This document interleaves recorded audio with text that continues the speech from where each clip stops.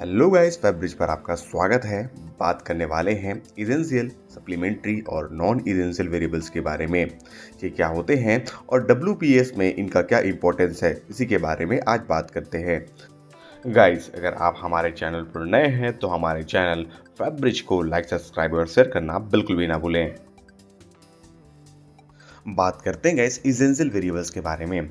Essential variables ऐसे welding condition होते हैं जब इनको इनकी क्वालिफाइड रेंज से बाहर यूज़ किया जाता है या बदला जाता है तो नए प्रोसीजर क्वालिफिकेशन की रिक्वायरमेंट होती है। और नए प्रोसीजर क्वालिफिकेशन की रिक्वायरमेंट इसलिए होती है ताकि वेल्डमेंट की मैकेनिकल प्रॉपर्टीज़ को गेन की जा सके।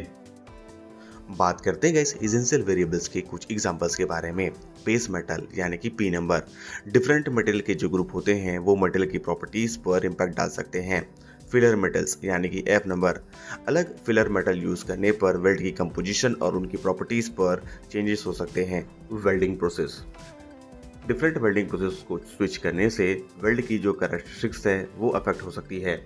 प्री हीट और post weld treatment, pre heat और पोस्ट वेल्ड हीट ट्रीटमेंट की वजह से किसी भी वेल्ड मेटल के माइक्रोस्ट्रक्चर और मैकेनिकल प्रॉपर्टीज पर अफेक्ट होता है। थिकनेस और बेस मेटल, थिकनेस और बेस मेटल को चेंज करने से किसी भी वेल्डिंग की जो स्ट्रेंथ है और उनकी इंटीग्रिटी है उनको अफेक्ट किया जा सकता है। यदि किसी वेल्डिंग के दौरान इसेंशियल वेरिएबल्स को चेंज किया जाता है तो डब्ल्यूपीएस को रिक्वालिफिकेशन करने की रिक्वायरमेंट होती है। डब्ल्यूपीएस का रिक्वालिफिकेशन प्रोसीजर क्वालिफिकेशन रिकॉर्ड पीक्यूआर को डिमोन्स्ट्रेट करके किया जाता है, जहां पर रिक्वायर्ड मैकेनिकल प्रॉपर्टीज के आधार पर नए डब्ल्यूपीएस और पीक्यूआर बनाया जाता है। नेक्स्ट हम बात करते हैं गाइस नॉन इसेंशियल वेरिएबल्स के बारे में। नॉन इसेंशियल वेरिएबल्स ऐसे वेरिएबल्स होते हैं जिनको चेंज करने पर प्रोसीजर क्वालिफिकेशन के रिक्वालिफिकेशन कराने की नीड नहीं होती है।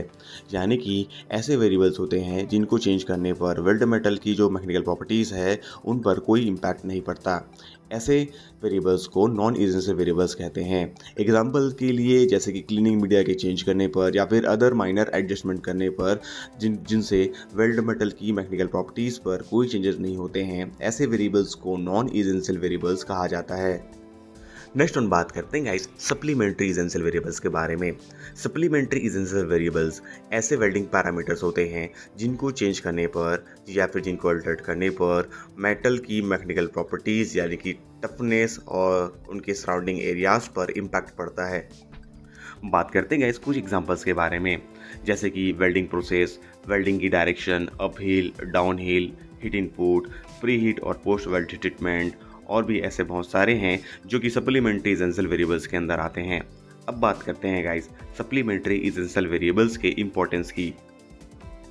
किसी भी वेल्डिंग के दौरान इन सारे पैरामीटर्स को समझना और इनको कंट्रोल करना बहुत ही इंपॉर्टेंट और क्रूशियल होता है, क्योंकि इनकी वजह से ही वेल्ड की क्वालिटी और इंटीग्रिटी को मेंटेन किया जा सकता है, स्पेशली जहां पर टफनेस की रिक्वायरमेंट होती है।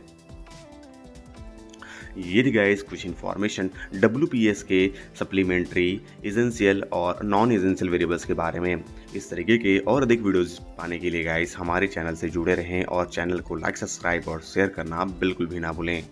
Thank you for watching our videos, our channels Febreze.